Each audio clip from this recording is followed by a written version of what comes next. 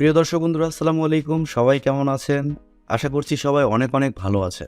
দর্শক বন্ধুরা, finally Vivo Y21 এর সাকসেসর ভিভো Y22 বাংলাদেশের মার্কেটে লঞ্চ হয়েছে। তবে ইতিমধ্যেই ফোনটির প্রাইস জানা গিয়েছে। ফোনটি দেশের বাজারে একটি ভেরিয়েন্টে লঞ্চ হয়েছে, 4GB র্যাম 128GB রম, যার প্রাইস নির্ধারণ করা হয়েছে 19,990 টাকা। সো এই 19,990 টাকা বা 20,000 টাকা বাজেট সেগমেন্টে এই ফোনটি আসলে কেমন হবে? ফোনটি কি ভ্যালু ফর মানি হবে, না এই 20,000 টাকা বাজেট সেগমেন্টে এর থেকেও কোনো বেটার অপশান থাকছে? এই সবগুলো প্রশ্নের উত্তর থাকবে আজকের এই ভিডিওতে। সো পুরো ভিডিওটি অবশ্যই দেখবেন, আর ভিডিওটি ভালো লেগে থাকলে ভিডিওতে একটি লাইক দিবেন। প্রথমে যদি ফোনটির ডিজাইন এবং বিল্ড কোয়ালিটি নিয়ে কথা বলি, তাহলে ফোনটির ব্যাক সাইড এবং ফ্রেমে থাকছে প্লাস্টিক, আর ফ্রেম থাকছে একেবারে ফ্ল্যাট, অনেকটাই আইফোনের মতো। ফোনটির ব্যাক সাইডে থাকছে দুইটি ক্যামেরা এবং একেবারে নিচের দিকে থাকছে ভিভোর ব্র্যান্ডিং। ফোনটির ব্যাক সাইডে যা ডিজাইন দেওয়া হয়েছে তা কিন্তু ভিভো Y21 এর চেয়েও সুন্দর। ফোনটির থিকনেস করা হয়েছে 8.4 মিলিমিটার এবং ওজন করা হয়েছে 190 গ্রাম। এর কারণে ফোনটি আপনারা এক হাতে খুব ভালোভাবে ব্যবহার করতে পারবেন। আর সবচেয়ে ভালো ব্যাপার হচ্ছে ফোনে থাকছে IP5X এবং IPX4 রেটিং, যার কারণে ফোনটি হয়ে যায় ডাস্ট অ্যান্ড ওয়াটার রেসিস্ট্যান্ট। এর কারণে হালকা পানির ছেটা ফোটা এবং ধুলো ময়লায় ফোনটিতে ঢুকছে না। পোর্টস অ্যান্ড বাটন হিসেবে ফোনটিতে আপনারা সব ধরনের পোর্টস অ্যান্ড বাটন পেয়ে যাচ্ছেন, যেমন 3.5 millimetre headphone Jack, type-C slot ইত্যাদি। আর এছাড়াও এখানে দুইটি সিম কার্ডের পাশাপাশি একটি মাইক্রোএসডি কার্ড ব্যবহারেরও সুযোগ পাচ্ছেন। আর ফোনটি সামনে আসলে আপনারা পেয়ে যাচ্ছেন একটি ফুল ভিউ ডিসপ্লে, যার উপর অংশে ইউশেপ বা ওয়াটার ড্রপের মাধ্যমে বসানো থাকছে সেলফি ক্যামেরাটি। এখানে কিন্তু পাঞ্চলের মাধ্যমে সেলফি ক্যামেরাটি থাকছে না, এই বিষয়টি একটু খারাপ লেগেছে। 20,000 টাকা বাজেট সেগমেন্টে ইউশেপের সেলফি ক্যামেরা একটু বেমানার, তবে কিছু করার নেই। ভিভো 50,000 টাকার ফোনেও ইউশেপের মাধ্যমে সেলফি ক্যামেরা প্রোভাইড করে। এই ফোনে থাকছে সাইড মাউন্টেন ফিঙ্গারপ্রিন্ট সেন্সর, তবে তা যথেষ্ট ফাস্ট এবং অ্যাকুরেট বলে জানতে পেরেছি। দেশের বাজারে এই ফোনটি দুইটি কালার ভেরিয়েন্টে পাওয়া যাবে, একটি হচ্ছে ব্ল্যাক এবং আরেকটি হচ্ছে গ্রিন। সো ওভারঅল সবকিছু মিলিয়ে ফোনটির ডিজাইন এবং বিল্ড কোয়ালিটি আপনাদের কাছে কেমন লেগেছে কমেন্ট করে আপনাদের মূল্যবান মতামত অবশ্যই জানাবেন। আর আমার কাছেও পার্সোনালি ফোনটির ডিজাইন খুবই ভালো লেগেছে। ভিভো Y21 এর চেয়ে ফোনটির ডিজাইন এক ধাপ এগিয়ে থাকছে। আমাদের আজকের এই ভিডিওটি স্পন্সর করেছে আবব আইটি। তাদের কাছে সিসি ক্যামেরা, মিনি আইপিএস সহ বিভিন্ন আইটি সার্ভিসেস পাবেন, যেমন graphics design, digital marketing, web development ইত্যাদি। পাশাপাশি থাকছে logo design, social media page management, YouTube channel management ইত্যাদি। তাদের ওয়েবসাইট লিঙ্ক, ফোন নাম্বার সবকিছু ভিডিও ডিসক্রিপশনে দেওয়ার চেষ্টা করব। তারা কিন্তু খুবই ভালো সার্ভিস প্রোভাইড করে, আপনারা চেক আউট করতে পারেন। ডিসপ্লে নিয়ে কথা বলতে গেলেই ফোনে থাকছে 6.55 ইঞ্চির একটি IPS LCD প্যানেল, তবে এই ডিসপ্লেটি হচ্ছে HD+ এর একটি ডিসপ্লে, যার রেজুলেশন হিসেবে থাকছে 720x1612 পিক্সেল এবং আরও থাকছে 270 ppi ডেন্সিটি। তবে খারাপ লাগার মতো বিষয় হচ্ছে ডিসপ্লেতে কোনো ধরনের হায়ার রিফ্রেশ রেট থাকছে না, এখানে থাকছে শুধুমাত্র 60 Hz এর রিফ্রেশ রেট। ভিভো এখানে HD+ এর ডিসপ্লে দিয়েছে, তবে তারা যদি এখানে ফাস্ট রিফ্রেশ রেট ব্যবহার করতো তাহলে কিন্তু মন্দ হতো না। আর 20,000-এ HD+ ডিসপ্লে অনেককে হতাশ করবে। তবে HD+ এর ডিসপ্লে হলে ওই ডিসপ্লের কোয়ালিটি কিন্তু একেবারে খারাপ হবে না। ডিসপ্লেতে যে কোনো কন্টেন্ট প্লে করলে শার্পনেসের ঘাটতি কিছুটা ফিল করবেন, তবে একেবারে বেশি না। আর আউটডোরে যখন এই ফোনটি আপনি ব্যবহার করবেন তখন ডিসপ্লেতে ব্রাইটনেসের ঘাটতিও কিছুটা ফিল করবেন, এটি সত্য কথা। ভিভোর এই ফোনটিতে ডিসপ্লে সেকশনে আর একটু ভালো কাজ করা প্রয়োজন ছিল। ফোনটির সফটওয়্যার এবং পারফরমেন্স নিয়ে যদি আমরা কথা বলি, তাহলে এই ফোনে থাকছে Android 12, যার ব্যাকএন্ডে থাকছে FuntaOS 12। আর ফোনটিতে চিপসেট হিসেবে থাকছে MediaTek Helio G85, যা একটি 4G চিপসেট।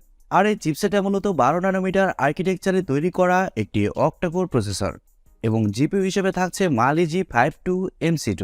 দর্শক বন্ধুরা, বাজেটে MediaTek Helio G85 এই চিপসেটটা কিন্তু মোটামুটি ভালো একটি চিপসেট, আর Mali G52 বাজেটে জিপিইউটাও কিন্তু যথেষ্ট পাওয়ারফুল। তবে 20,000 এই চিপসেট মেনে নিতে একটু কষ্ট হচ্ছে। এখানে যদি MediaTek Helio G96 অথবা Snapdragon 680 চিপসেট ব্যবহার করা যেত তাহলে খুবই ভালো হতো। যাই হোক, Helio G85 থাকার কারণে যে কোনো হাই লেভেলের গেমস আপনারা মিডিয়াম সেটিংসে ইজিলি খেলতে পারবেন। তবে একেবারে যেগুলো হাইড গেম রয়েছে সেগুলো হাই সেটিংসে খেলতে গেলে কিছুটা ল্যাগ বা ফ্রেম ড্রপ অবশ্যই ফিল করবেন। অন্যদিকে মাল্টিটাস্কিং সহ অন্যান্য কাজ আবার এই ফোনটিতে খুব ভালোভাবে করতে পারবেন, যেহেতু এই ফোনে থাকছে FuntaOS 12। আর ভিভোর FuntaOS এর অপটিমাইজেশন কিন্তু মোটামুটি ভালোই। তবে আমি আবারও বলছি, এই ফোনে আপনারা মাইক্রোএসডি কার্ড ব্যবহারের সুযোগ সুবিধা পেয়ে যাচ্ছেন। এবারে যদি এই ফোনটির ক্যামেরা সেকশন নিয়ে আমরা কথা বলি, তাহলে এই ফোনটির ব্যাক সাইডে থাকছে দুইটি ক্যামেরা, যার মেন সেন্সর হিসেবে থাকছে 50 মেগাপিক্সেলের একটি ওয়াইড সেন্সর যা f1.8 অ্যাপারচার, এবং সেকেন্ডে থাকছে 2 মেগাপিক্সেলের একটি ম্যাক্রো সেন্সর যা f2.4 অ্যাপারচার। আর ব্যাক ক্যামেরার ফিচার হিসেবে থাকছে ডুয়েল এলইডি ফ্ল্যাশ এবং প্যানোরামা। তবে ব্যাক ক্যামেরা দিয়ে আপনারা শুধুমাত্র 1080pতেই শ্যুট করতে পারছেন। প্রাইস পয়েন্ট হিসাব করলে ফোনটিতে একটি আলট্রা ওয়াইড সেন্সর থাকা প্রয়োজন ছিল, এই বিষয়টি বলতেই হবে। আর ফোনটিতে সেলফি ক্যামেরা হিসেবে থাকছে 8 মেগাপিক্সেলের একটি সেলফি ক্যামেরা যা f2.0 অ্যাপারচার। আর সেলফি ক্যামেরা দিয়েও আপনারা 1080pতেই শ্যুট করতে পারছেন। ফটো কোয়ালিটির কথা বলতে গেলে ফোনটির ব্যাক ক্যামেরার মেন সেন্সরের ফটো কোয়ালিটি মোটামুটি ভালোই হবে। এবার আসলে আমাদের দেখার পালা, বাংলাদেশের ওয়েদারে এই ফোনটির ফটো কোয়ালিটি এবং ভিডিও কোয়ালিটি কতটা বেটার হয়।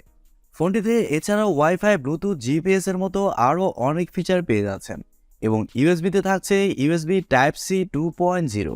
ফোনটির ব্যাটারি এবং চার্জার নিয়ে যদি আমরা কথা বলি, তাহলে এই ফোনে থাকছে 5000 mAh-এর একটি ব্যাটারি, আর ফোনটিকে চার্জ করার জন্য থাকছে 18 ওয়াটের একটি চার্জার।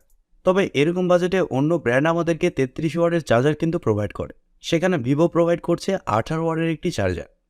আর 5000 mAh ব্যাটারি থাকার কারণে ফোনটিতে আপনারা একদিনের ব্যাটারি ব্যাকআপ খুব ভালোভাবে পেয়ে যাবেন।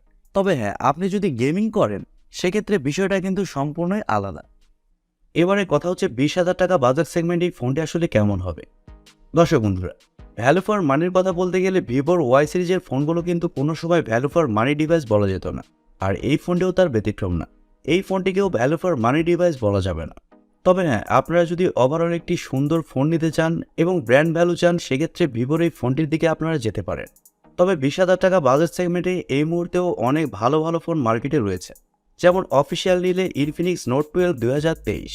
ওই ফোনটির কনফিগারেশন কিন্তু এই ফোনটি থেকে অনেক বেটার থাকছে, যেখানে প্রসেসর হিসেবে থাকছে MediaTek Helio G85 চিপসেট, এবং ডিসপ্লে হিসেবে থাকছে ফুল এইচডি প্লাসের একটি ডিসপ্লে এবং 8GB র্যাম। তবে ব্র্যান্ড ভ্যালুর কথা বলতে গেলে ভিভো সবসময় এগিয়ে থাকবে। আর তাছাড়া যদি 20 থেকে 22,000 টাকা বাজেট সেগমেন্টে আপনারা আনঅফিসিয়াল ফোন নিতে চান, সেক্ষেত্রে রিয়েলমি 10 ওই ফোনটিও কিন্তু ভালো অপশন। তবে অফিসিয়ালের কথা চিন্তা করলে রিয়েলমি নার্জো 50 ওই ফোনটিও কিন্তু ভালো হবে। ওই ফোনে থাকছে MediaTek Helio G96 চিপসেট, পাশাপাশি 120Hz রিফ্রেশের যুক্ত ফুল এইচডি প্লাসের ডিসপ্লে। সো বুঝতেই পারছেন 20,000 টাকা বাজেট সেগমেন্টে আপনার কোন ফোনের দিকে যাওয়া উচিত, ভিভো Y22 না রিয়েলমি নার্জো 50। চয়েস আপনার, কারণ টাকাটাও আপনার। সো যখনই যেই সময় ফোন কিনবেন দেখে শুনে যাচাই করে ফোন কিনবেন। প্রিয় দর্শক বন্ধুরা, এই ছিল আজকের ভিডিওটি আপনাদের কাছে কেমন লেগেছে কমেন্ট করে অবশ্যই জানাবেন। আর ভিডিওটি যদি সত্যিই ভালো লেগে থাকে তাহলে TechTube চ্যানেলটি সাবস্ক্রাইব করবেন এবং ভিডিওতে একটি লাইক দিবেন। সো আজকের মতো এই পর্যন্তই, দেখা হবে পরবর্তী কোনো নতুন ভিডিওতে। সবাই অনেক অনেক ভালো থাকবেন এবং সুস্থ থাকবেন। খোদা হাফেজ, টাটা।